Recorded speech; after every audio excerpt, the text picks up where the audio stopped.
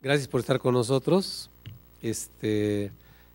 Una vez más, pues se hace constar, ¿no?, que siempre hay gente interesada en estos asuntos que compartimos, que tienen que ver con la educación. En esta ocasión estamos con la presentación de la estructura y distribución de los servicios de educación obligatoria en México, que va a presentar Héctor Virgilio Robles, que es el coordinador, el director de esta área de indicadores del instituto, que como todas las actividades que realiza el instituto, pues tienen de base la preocupación de pensar a la educación como un derecho humano esencial, que es el que en gran medida posibilita el ejercicio de los demás, ¿no?, de los demás derechos humanos a los que todos aspiramos y quisiéramos compartir. Educación que definitivamente promueve la libertad y la autonomía personal. Sabemos que mejora o puede mejorar las condiciones sociales, económicas y culturales de cualquier país, y que la escolaridad formal, pues se ha demostrado que coadyuva la movilidad social, que puede construir ciudadanía, y que yo creo que eso es a lo que aspira la escuela actual, y que al final de cuentas contribuye a la cohesión social, ¿no?, que creo que en nuestro país pues es una situación que a todos nos preocupa, cómo se ha estado como alterando esas condiciones de vida que siempre hemos tenido, ¿no?, y que cada vez vemos como que se van perdiendo. Al considerar la educación como un derecho, pensamos que el Estado es el garante de ese derecho y que es el Estado el que debe procurar las condiciones que permitan a toda la población tener acceso a una educación de calidad.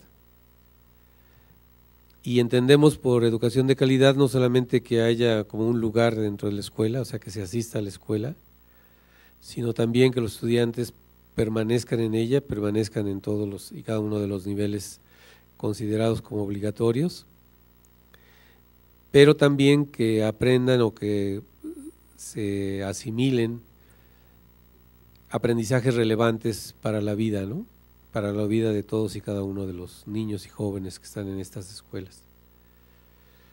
Sabemos que es un reto y que hay varios retos así como que condicionan las posibilidades de que la escuela cumpla con su cometido, pensado así de manera más amplia, y que eso tiene que ver con el tamaño de la población. Estamos hablando más de 112 millones de habitantes que componen a nuestro país, y que más o menos la población, un 30% de esta población se encuentra entre los 3 y los 17 años, es decir, las edades escolares de lo que estamos considerando como educación básica, y que eso en sí mismo pues es un gran reto, ¿no? Es decir, no es lo mismo un problema de esa magnitud que en otros países con una población mucho menor. La otra característica que tenemos en nuestro país tiene que ver con la dispersión poblacional. O sea, el 23% viven en más de 188,000 localidades rurales. De repente creo que los que vivimos en las zonas urbanas se nos olvida este dato, pero creo que siempre vale la pena tenerlo presente.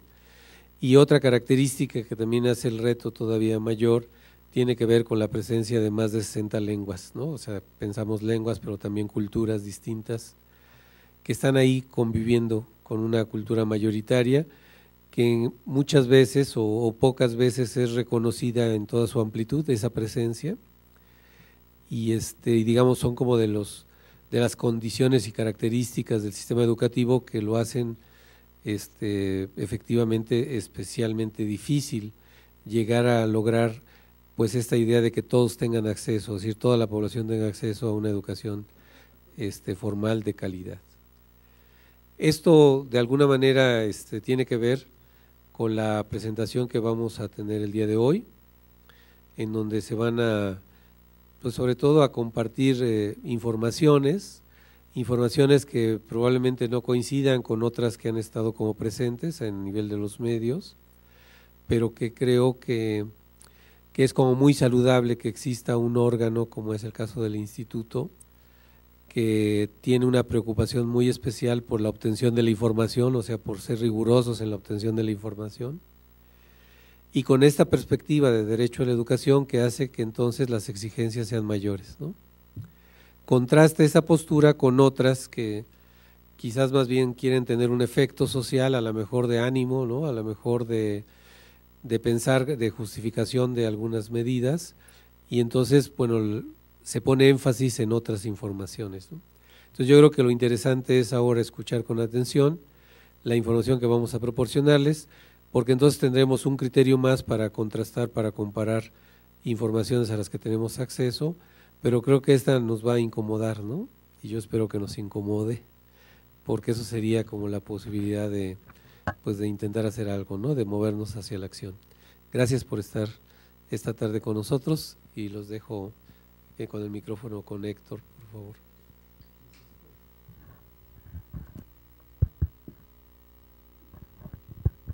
Buenas tardes a todos, les agradezco su asistencia. Vamos a… ¿Se oye? Bien. Les comentaba que agradezco mucho su asistencia en estas épocas, ya para algunos de asueto, y nos place presentar una primera parte de nuestra publicación que muchos de ustedes conocen, que contiene los avances en los indicadores educativos del Instituto Nacional para la Evaluación de la Educación, la publicación Panorama Educativo. Esta sección corresponde a lo que denominamos allá estructura y dimensión, que son los datos básicos de nuestro sistema escolar y que realizamos desde 2003 con la información disponible, la mejor información disponible que tiene el país. Adelante, por favor, Juan. Me pareció muy interesante mostrarles esta lámina que es la portada del anexo estadístico del plan de los 11 años, encomendado a don Jaime Torres Bodet, que fue ideada para responder a la pregunta de quiénes son y dónde están los niños de 6 a 14 años que no están en la escuela, ¿verdad? Y en ese tiempo se planteó esto como una necesidad importante porque el plan de 11 años contemplaba la ampliación de la cobertura universal de la educación primaria, que ya constitucionalmente venía siendo contemplada en nuestra Constitución desde 1927, y esta información fue de carácter muestral y complementó a los datos escolares que ya Vasconcelos había implementado desde el 21 y que dio otra mirada que es importante que siempre tengamos presente para la planeación de la mejora de la calidad educativa en el país. Adelante, por favor. El contenido de la presentación va a mostrar esos datos básicos de nuestro sistema escolar referido a alumnos, escuelas, docentes, y vamos a hacer algunos ejercicios para proveer información por escuela, para ilustrar la desigualdad que existe en las condiciones y oportunidades educativas que tienen nuestros niños, especialmente los de áreas rurales. Terminamos con unas conclusiones que son también, pues, podríamos decir que apuntan a recomendaciones. Adelante. Hay tres elementos del contexto que estamos colocando, sin desconocer que hay uno muy importante referido a la desigualdad y a la pobreza en que se encuentra una gran parte de nuestra población. Pero estos están íntimamente ligados con la distribución de los servicios escolares. Nos referimos al tamaño de la población. México es todavía una sociedad con casi un poco más de una quinta parte de la población todavía en las áreas rurales. Nuestra población de 3 a 17 años, que es la población típicamente que debe acudir a educación obligatoria, entendida esta por la educación básica, la educación media superior, pues es de casi cerca de 29 millones, 33.8 millones, que representa el 29% de la población, y que esa población, pues, en el continente americano es de las más grandes, es la tercera más grande, antecedida por la de Estados Unidos y la de Brasil, con la diferencia que nuestra población, similarmente a la de Brasil y a diferencia de la de Estados Unidos, el peso que tiene esta población juvenil e infantil en la población total es mayor que la que tiene Estados Unidos y los países desarrollados como Corea, etcétera. Y eso significa que nuestra sociedad, nuestro Estado tiene que hacer una mayor inversión, un mayor esfuerzo para atender a esa población en términos de gasto social, de distribución del gasto social. Además de eso, nuestra riqueza per cápita pues es poco menos de la tercera parte de la de Estados Unidos y un poco más de la mitad de la de Corea, ¿no? Entonces, tenemos grandes poblaciones, tenemos estructuras más jóvenes que los países desarrollados y no somos tan ricos como ellos. Adelante. En esta lámina mostramos que tenemos un problema serio de distribución de la población en localidades urbanas y rurales. La mayor parte, naturalmente, el 58% de la población de 3 a 17 años se encuentra en localidades de 15,000 o más habitantes. Después, alrededor del 27% está en las áreas rurales, ¿verdad?, que son localidades de menos de 2,500 habitantes, y particularmente es de destacarse que en las localidades de menos de 100 habitantes, tenemos casi 3/4 partes de 1 millón de niños en pequeñas localidades. Adelante, Juan. Nuestro país tiene en 2010, de acuerdo al censo 2010, tiene 192,245 localidades, de las cuales más del 70% se encuentran en localidades pequeñas, ¿no? Precisamente donde están dispersos estos 3/4 de millón de niños, ¿no? Mientras que las áreas urbanas apenas representan el 0.3%, ni siquiera media décima de punto porcentual del número de localidades. Adelante. Nuestra población indígena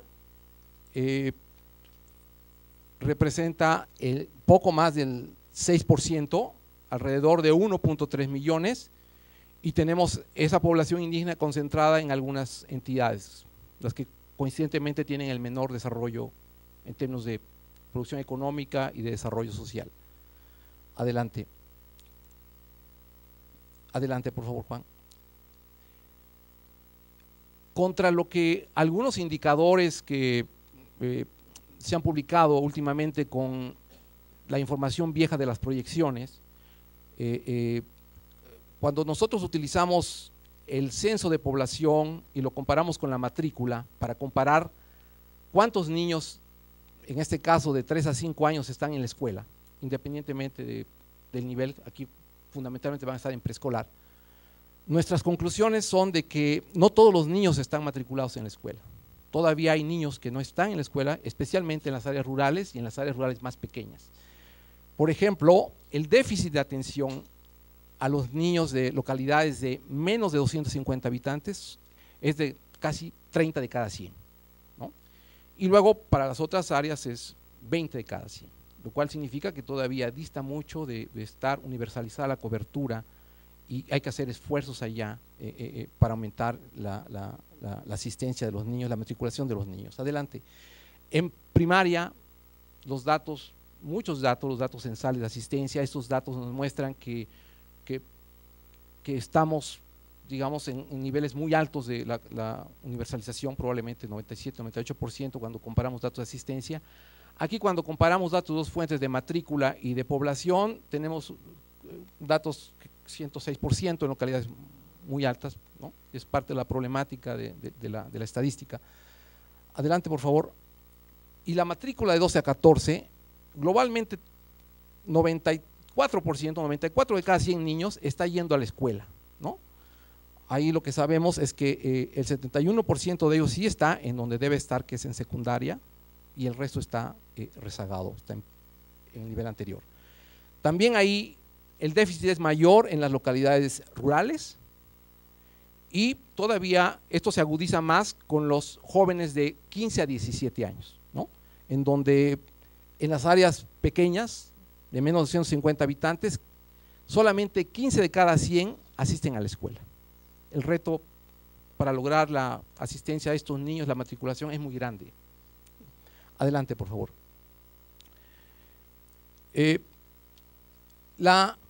En este cuadro mostramos la evolución de la matrícula en los 2 últimos sexenios. Y llama la atención que en el sexenio que está terminando, que acaba de terminar, el crecimiento en preescolar, no obstante que tenemos un déficit todavía importante, no creció, sino incluso disminuyó un poco, ¿sí? Este es un dato sobre el cual tenemos que abundar más para tener explicaciones. Probablemente parte de la evaluación que hicieron nuestras autoridades es que, dado que teníamos proyecciones de población que subestimaban la población infantil de manera muy importante, pensaron que estábamos muy cerca de la universalización y entonces los esfuerzos para ampliar la cobertura en ese nivel disminuyeron. Me parece que el gobierno que recién inicia tendría que tomar esto muy en cuenta. Y bueno, la parte de la tasa de crecimiento de la matrícula en educación secundaria es apenas de 1,8%, ¿no? Teniendo que hacer un esfuerzo mayor. Y durante el sexenio que acaba de terminar, la mayor atención fue a la parte media superior, donde el crecimiento fue muy vigoroso, ¿no? Creció 16 puntos porcentuales en relación al nivel existente en 2006. Adelante, por favor. No voy a abundar mucho sobre esta lámina, simplemente recordar nuestro sistema educativo es un sistema escolar muy grande, más de 30 millones de chicos inscritos en educación obligatoria, básica y media superior, más de 1.400.000 docentes y más de 242.000 escuelas, ¿no? Entonces es un sistema cuya gestión es bastante difícil. Adelante. La mayor parte del sostenimiento de la educación básica es pública, lo cual refuerza la importancia de las autoridades educativas para planificar bien y cada vez mejor la asignación de recursos a las escuelas públicas y de impulsar la mejora de las mismas. Adelante, por favor. En media superior también la mayor participación es pública, medida con cualquier indicador, proporción de alumnos, de docentes o de escuelas. Sin embargo, aquí concurren varios actores públicos y varios tipos de sostenimiento, el federal, el estatal, el autónomo ligado a las universidades públicas. Y aquí es importante destacar, toda la parte en verde es la parte pública, es importante destacar que la mayor participación se da en las escuelas estatales, 45% de la matrícula, 46% de las escuelas. Y la parte privada también es de destacarse que atiende a casi la quinta parte de la población de alumnos y lo hace con el 40%, con 2/5 partes de la población de escuelas. Significa que las escuelas son pequeñas en relación al promedio. Las escuelas de sostenimiento federal atienden el 23%, poco más de la quinta parte, y lo hacen con apenas 8%, entonces significa que las escuelas son relativamente grandes. Otras informaciones que ustedes seguramente conocen en el panorama les mostrarán que las escuelas federales están mejor equipadas, los docentes tienen mejores condiciones de trabajo que las estatales. Adelante, por favor. Adelante. Mostramos esta distribución de alumnos por tamaño de localidad, conservando esta idea de localidades pequeñas, hasta 250, y de tamaño medio, rurales, y luego la parte urbana. Los servicios generales que están ideados para atender, donde un maestro atiende a un grado de preescolar, ¿verdad? La mayor parte de la matrícula está en las áreas urbanas. Sin embargo, hay presencia en todos los tipos de localidad. La parte indígena, contra lo que uno pudiera suponer, el sentido común indicaría que se concentrarían fundamentalmente en la parte rural, no es así. Es en la parte rural de tamaño medio y, digamos, en la frontera entre la parte urbana y rural, ¿de acuerdo? Mientras que pequeñas poblaciones de localidades pequeñas y aisladas están siendo atendidas por cursos comunitarios, ¿no? Ahí, digamos, tenemos 63, 64% que atienden de esas escuelas en esas localidades. Los tamaños de población, las generales y las indígenas son muy semejantes en tamaño en las localidades pequeñas, 21 alumnos, 20 alumnos, y luego crece el tamaño con respecto cuando crece la población, digamos, es una relación natural, es más, así están diseñadas el servicio, no estamos descubriendo nada nuevo, simplemente lo estamos acentuando. La parte comunitaria, muy pocos alumnos, 7 chicos en promedio por escuela, esas escuelas pequeñitas, escuelas generalmente multigrado, donde un instructor, ¿verdad?, que es un chico que acaba de terminar la secundaria o la media superior, se le habilita, ¿verdad?, en este modelo donde tiene que atender a varios grados simultáneamente. Y luego tenemos los docentes por escuela, que corresponde a esta idea de que las escuelas pequeñas tienen pocos docentes independientemente del tipo de sostenimiento. Naturalmente, las que tienen menos docentes o un instructor por escuela son los cursos comunitarios. Adelante, por favor. Este es el patrón que se repite en primaria, más o menos. Aquí los tamaños de población atendida por escuela en las preescolares y en las generales e indígenas aumentan. Destaca que el número de docentes de la escuela general, pues en las escuelas urbanas, pues son 9.6, que significa que tienen un maestro para cada grado y tienen, ¿no?, algún otro maestro y tienen un director y probablemente algún apoyo ¿no?, técnico pedagógico, ¿no? La parte indígena, las pocas que logran estar en esas fronteras de localidades urbanas todavía muy cercana a los 2.500 habitantes, pues también tienen escuelas donde tienen todos los maestros y un director, ¿no? No así estas escuelas, esos servicios cuando están en localidades rurales y más agudamente cuando están en localidades pequeñas. Adelante. Aquí está la parte secundaria y el patrón, hay un patrón similar. Destacamos que la telesecundaria nuevamente no atiende preferentemente a la parte rural, ¿no? La parte rural pequeña está atendida por la parte por los cursos, por las escuelas comunitarias. 70% de la matrícula está siendo atendida por ellas. Telesecundaria se concentra más en estas áreas rurales de tamaño medio y en la parte de la frontera que ya está transitando hacia la parte más urbanizada. La parte telesecundaria de alumnos por escuela, pues son escuelas pequeñas, 30 alumnos en promedio en las localidades pequeñas, se duplica ese número en las localidades de mayor tamaño, y las comunitarias 11, ¿no?, alumnos por escuela, y nuevamente el patrón de un alumno por escuela, porque digamos es el diseño. Sin embargo, también la telesecundaria, las pocas telesecundarias que llegan a ver en estas localidades pequeñas rurales tienen apenas dos docentes. Les recuerdo que el modelo de telesecundaria está diseñado para que un docente atienda un grado, ¿no?, de asesoría a un grado y se apoye de los medios de comunicación por televisión, etcétera. Adelante. Aquí les muestro la misma distribución de alumnos y estos indicadores por escuela para la media superior. Y ustedes observarán que la mayor parte de la matrícula de la educación media superior se concentra en las áreas urbanas, ¿no?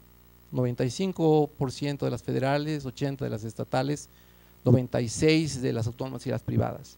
Destaca que quien está atendiendo más a la población rural son las escuelas de media superior con sostenimiento estatal, 17.8%. 54% de esta matrícula está siendo atendida por telebachillerato y EMSAT, que son esas escuelas de media superior a distancia, ¿sí?, o no escolar, o semiescolarizada, semipresencial, con poca infraestructura, pocos maestros, ¿no? Este es el panorama entonces que tenemos sobre la desigualdad en la atención a los jóvenes y niños rurales, ¿no? Especialmente en la parte más de localidades más pequeñas. Adelante, por favor. Aquí mostramos la distribución de alumnos y escuelas según marginación. Aquí el aspecto importante es que casi la mitad de las escuelas de educación básica, 48% de preescolar, 51% de primaria, etcétera, esas escuelas están en zonas de muy alta o muy alta marginación. Y esas escuelas atienden cerca de la tercera parte de los alumnos. En educación media superior, dada digamos, que no cubre como igual cobertura a todas las localidades rurales, la proporción es un poco menor, pero todavía es muy importante, donde tenemos que casi la tercera parte de las escuelas de media superior están ubicadas en zonas de alta y muy alta marginación y atienden poco más de la quinta parte de los alumnos.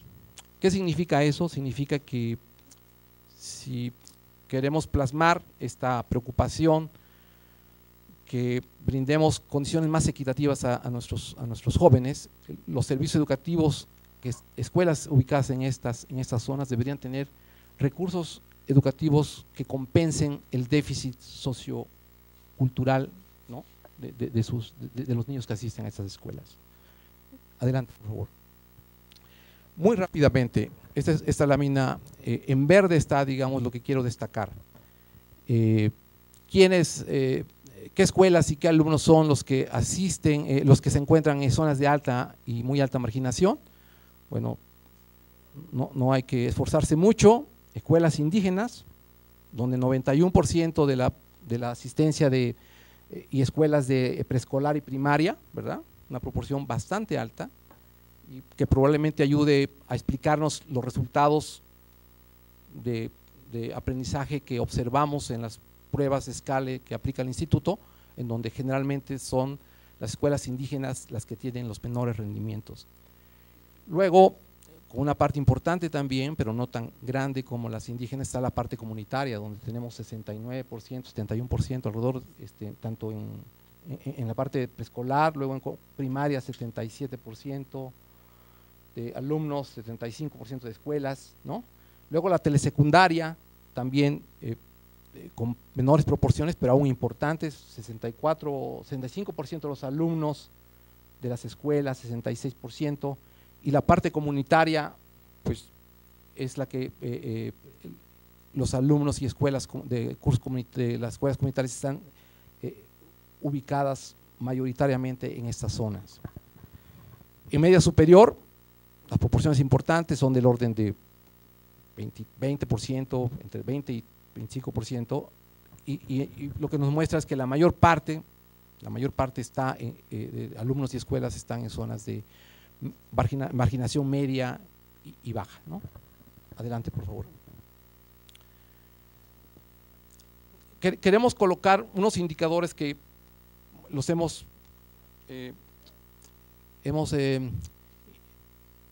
son indicadores que ya son tradicionales en nuestros estudios, en nuestro sistema, y que muestran apenas la punta de una problemática que envuelve a las escuelas pequeñas, ¿no? En este caso, este indicador muestra a los preescolares que son atendidos por un solo docente que atiende los 3 grados, escuelas unitarias multigrado, ¿no?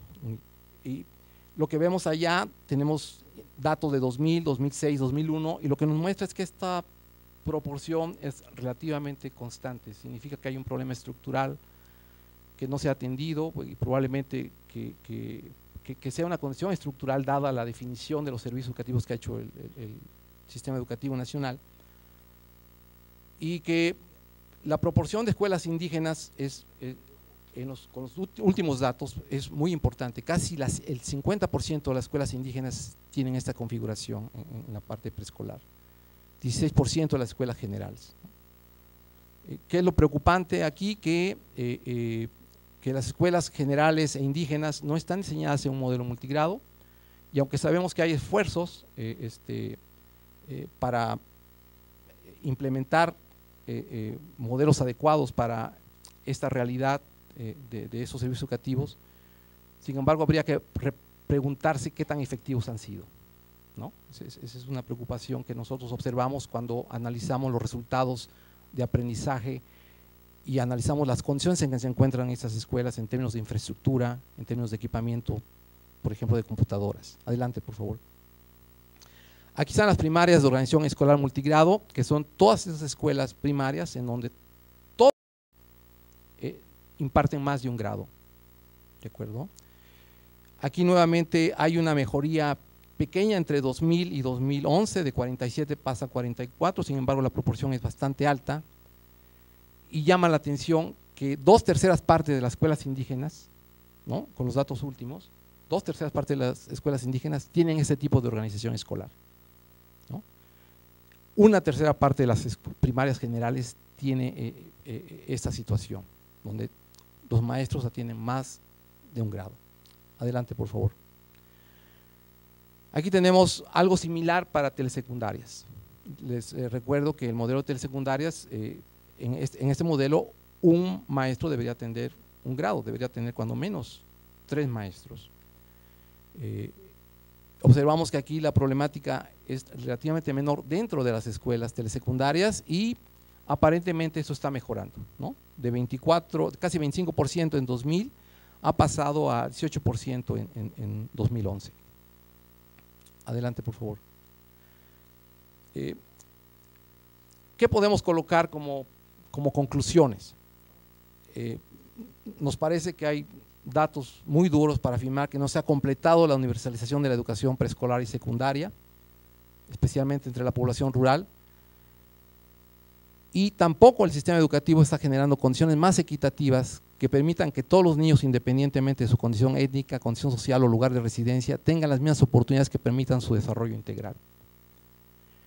No estamos diciendo que todos deben tener más docentes, lo que estamos diciendo es que en esos modelos y en esos contextos se requiere que estos tipos de servicio, que los diseños que ha planteado el sistema educativo, esté rodeado de todos los servicios, de todos los apoyos que requieran para brindar oportunidades educativas de la misma calidad a todos independientemente de su origen.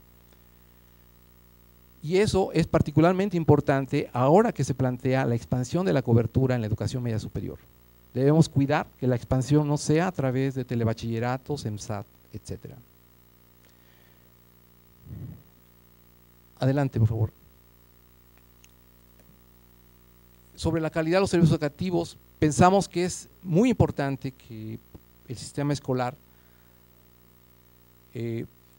evalúe la pertinencia y eficacia de la operación de los servicios educativos de educación básica, de tal manera que no sea solo el número de alumnos, la unidad de planeación y asignación de recursos a la escuela, sino que ésta sea contemplada de forma integral como el espacio donde concurren recursos humanos, materiales e infraestructura que genere oportunidades educativas de calidad para todos los niños independientemente de su origen.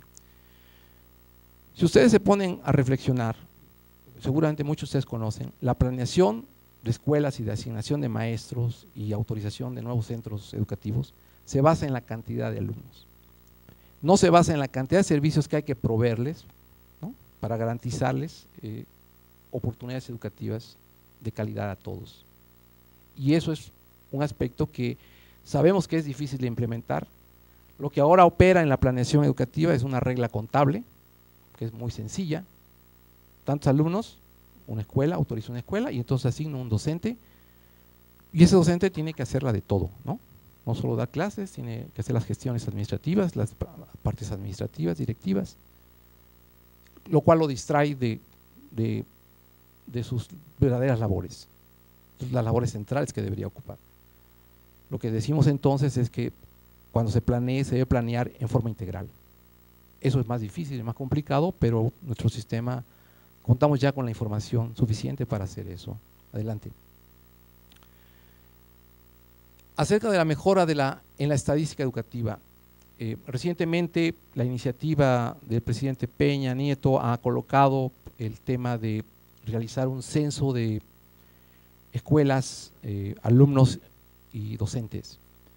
Y pensamos que en el marco de esta iniciativa se debe reforzar, debemos pedirle al INEGI que refuerce La mejora en los registros administrativos, esos registros administrativos que desde Vasconcelos se vienen creando y que el gobierno anterior, el presidente Calderón, tuvo una iniciativa para sistematizar la información.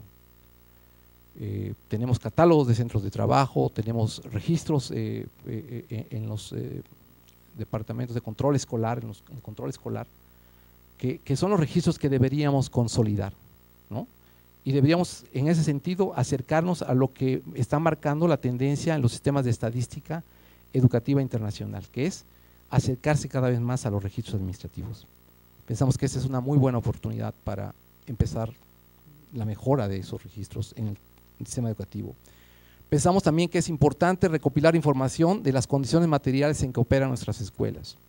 Ciertamente, y realmente estamos muy contentos porque este censo de escuelas nos puede facilitar al país que conozcamos con fiabilidad, con validez, la información de la infraestructura con que cuentan las escuelas.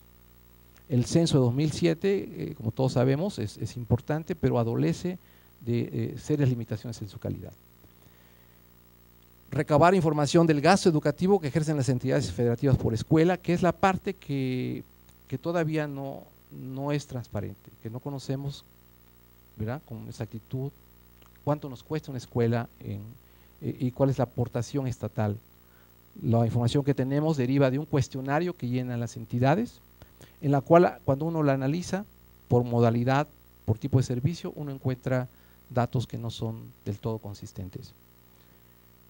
También pedimos que el INEGI refuerce sus encuestas de hogares para que nos brinde información consistente, válida, y de la distribución y el número de niños, de jóvenes en situación vulnerable que no están en la escuela. ¿Sí?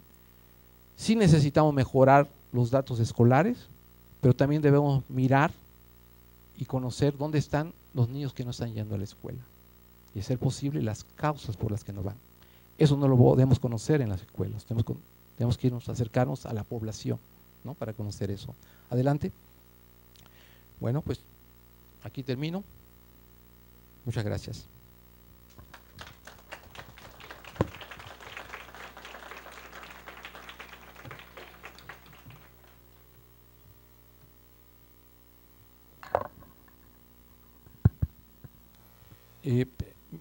Si ustedes tienen algunas preguntas, me parece que hay papeletas por ahí que van a circular.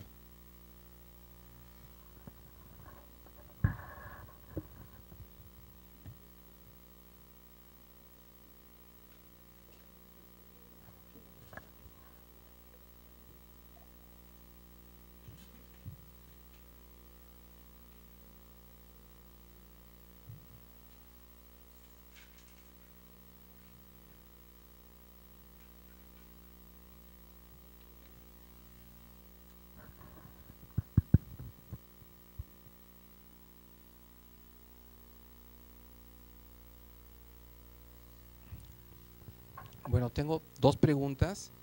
Una sobre la existencia de información diferenciada de las escuelas multigrado, unitarias, bidocentes y docentes. Sí tenemos esa información. Está en los anexos estadísticos del panorama educativo. ¿Sí? Esta información vamos a contar dentro de poco con esta parte que ya está preparada, se va a subir y la van a poder consultar. Como este dato no varía mucho, pueden consultar la información disponible, el panorama 2011, y lo van a encontrar en la información en el anexo que acompaña a la publicación. Preguntan si desde nuestro punto de vista el CONAFE es un camino para enfrentar estos retos y si tenemos información sobre población migrante. Pensamos que la opción que plantea CONAFE es una opción que en primer lugar es una opción que tiene un diseño multigrado y que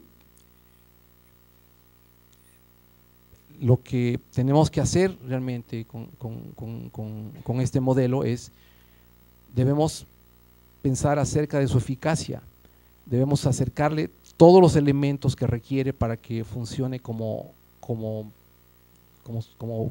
dicta su diseño.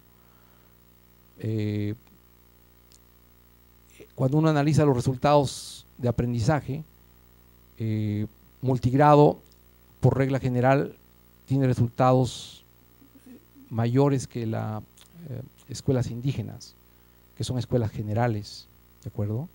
Y que son atendidos por docentes profesionales.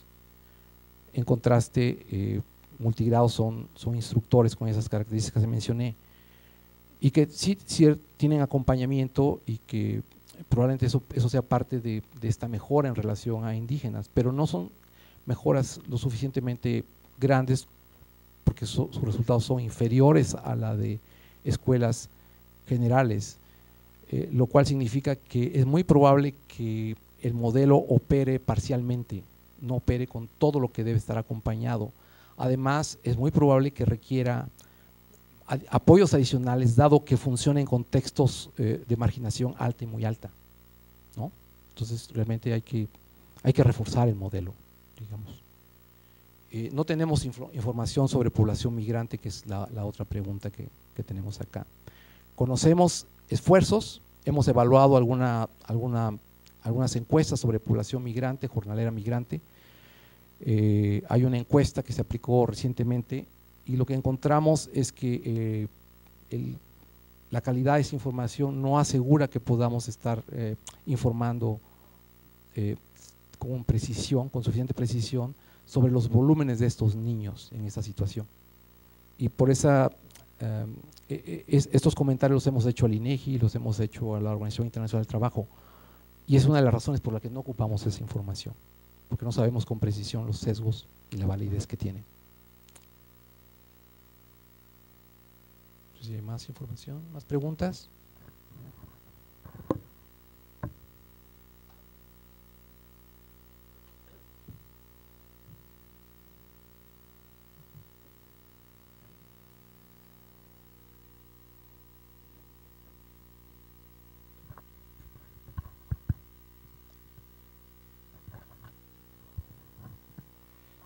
Nos preguntan si en cuanto a la formación y actualización de docentes tienen contemplado obtener información a través del INEGI.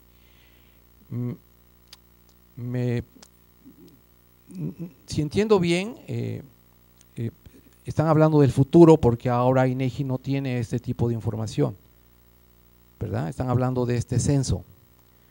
Y bueno, la respuesta que tenemos es que el instituto está en la mayor disponibilidad de aunarse a este esfuerzo que va a hacer INEGI para apoyarlo en el levantamiento de información, y que el esfuerzo que va a hacer el país sea lo más completo posible, ¿sí? En ese sentido, estamos muy interesados en apoyarlos en conseguir información de esta naturaleza, como de las otras condiciones de la escuela. ¿De acuerdo? Dice, ¿dónde obtener esta información? Ya que el docente instructor es un elemento importante en el proceso educativo.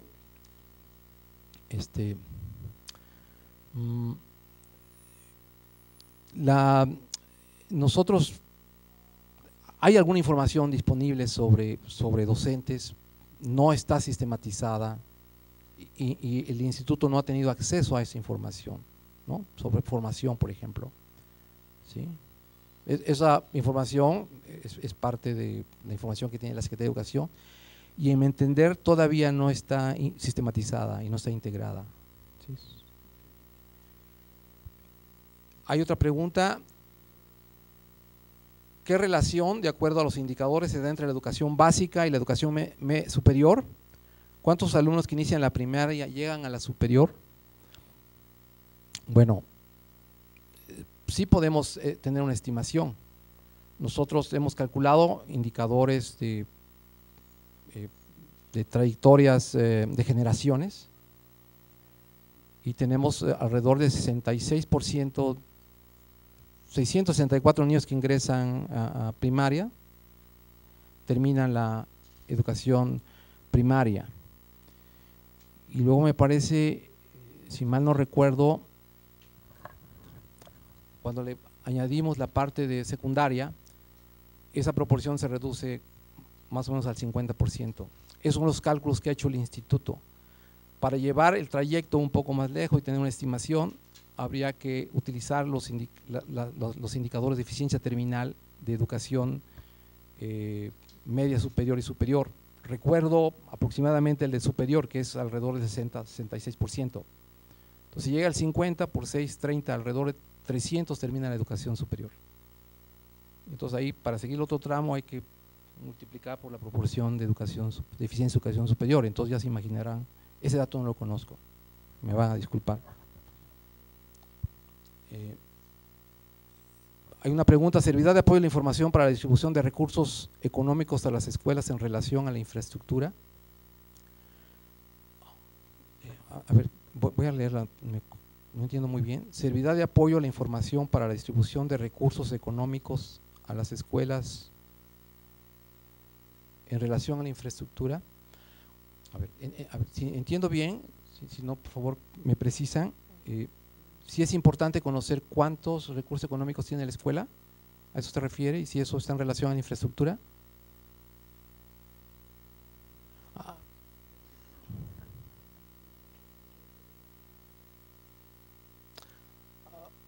Ok. ¿Sí ese es? ¿Por qué no? Quien nos hace la pregunta, a ver si nos puede precisar un poquito.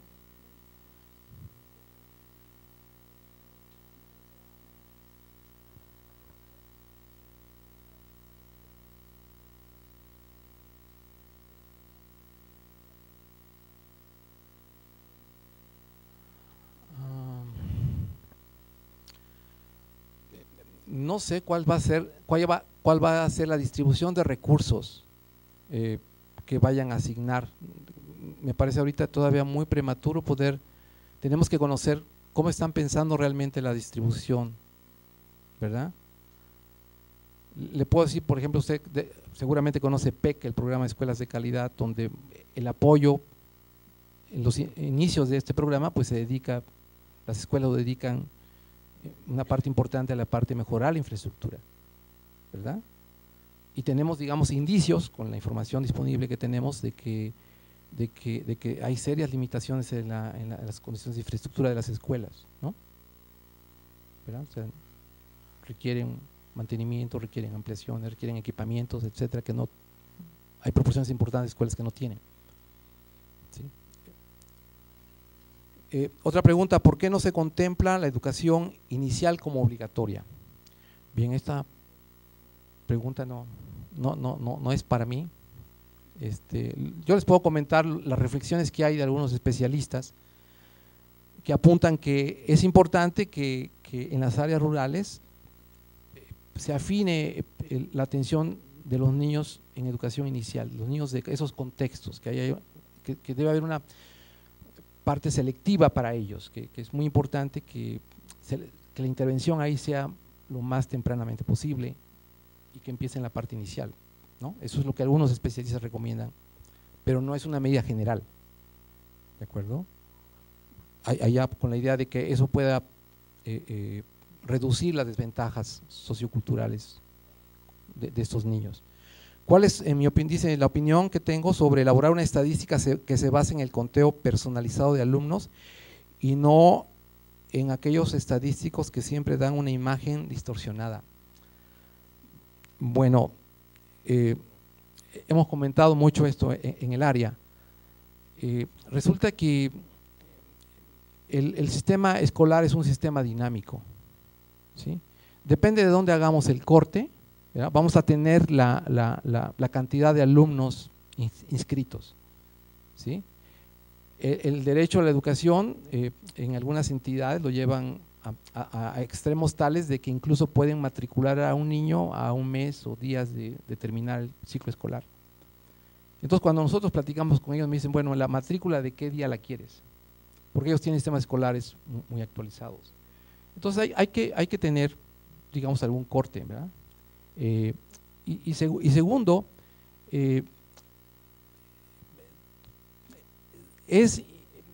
la parte de indicadores cumple una función. Un indicador no puede sustituir un dato de cantidad. Los datos de cantidad, los estadísticos, son importantes, Pero un indicador es una señal de que hay algo importante, hay una problemática, hay algo que no está atendido, ¿verdad? Y digamos, y la cualidad del indicador es muy importante. Bueno, es muy importante un indicador cuando puede señalar una problemática central y además una problemática que podamos modificar, ¿verdad? Entonces, sí son importantes las cantidades y los indicadores. Y los indicadores pues tienen sus limitaciones, ¿verdad? Hay unos indicadores que son para una cosa y no para otra, ¿de acuerdo? Recientemente, por ejemplo, un destacado investigador ha colocado un indicador de calidad educativa, ¿verdad? Y suma, ¿verdad? Él suma. Y entonces uno puede decir, bueno, ¿por qué sumas? ¿Verdad? Y ese indicador intenta señalar de una manera sucinta un aspecto que intenta integrar muchas dimensiones en un solo número, lo cual es bastante complicado y discutible, ¿no? Pero digamos, esos esfuerzos de hacer indicadores y de colocarlos para la discusión, para tratar de informar sobre lo que es importante, pues es algo en el que, digamos, es inherente al análisis y abstracción de los fenómenos.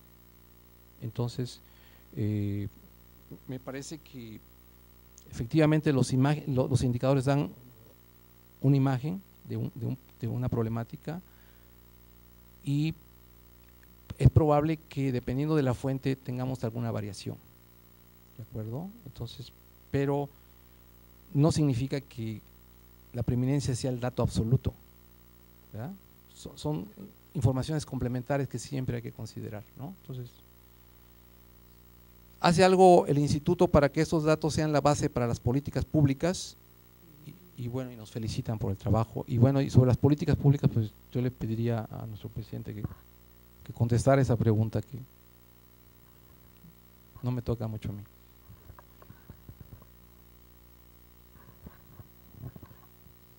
Él sí es político. O sea, yo creo que el instituto produce información, la pone a disposición, obviamente toda esta información pues se le da la mayor difusión posible. Nuestros primeros interlocutores pues, son los que diseñan las políticas, ¿no? Ahora, de que las lleven o no, las tomen o no en consideración, pues es algo que trasciende nuestra buena voluntad, ¿no? Se espera ahora con las modificaciones el instituto que va a adquirir como un nuevo estatus, o sea, a nivel de constitución, de modificación de la constitución, que entonces sí podría tener como una capacidad de una directriz como con mayor fuerza, ¿no? De todas maneras, ustedes saben que lo de la política pues se maneja de muy diversas maneras, ¿no? Yo creo que el instituto ha hecho pasos muy a favor de diversificar la información y de difundirla, de manera amplia. Y yo creo que cada vez hay más personas interesadas en los problemas de la educación y en particular de la información que el INE produce, ¿no? Porque sí ya han visto que es como distinta de las otras, digamos, informaciones que se manejan en los medios.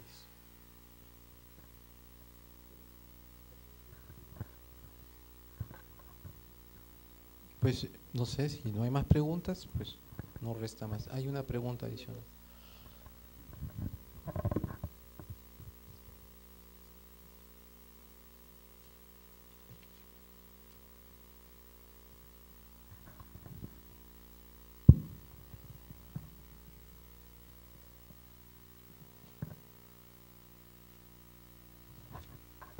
Dice, ¿cuáles son los esfuerzos que se han hecho para conocer si las escuelas están habilitadas para enseñar a los alumnos en su lengua de origen? ¿En qué idioma se realiza la enseñanza en el país?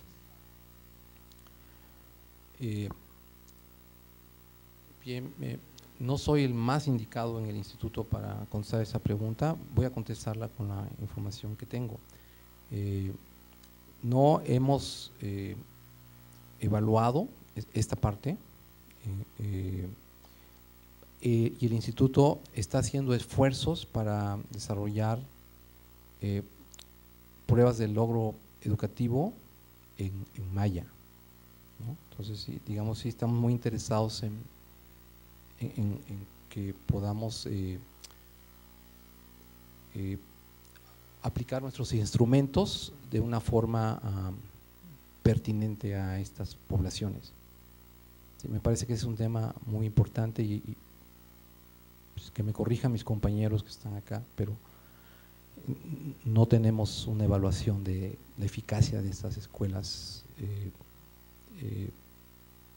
para ver si efectivamente el docente que está enseñando enseña en la lengua, ¿no? Y qué tan eficientes. Conocemos, no con datos duros, conocemos de estudios, de evidencias informales que no siempre el docente, aunque hable una lengua indígena, no es el que se habla en la localidad, ¿no? Eso.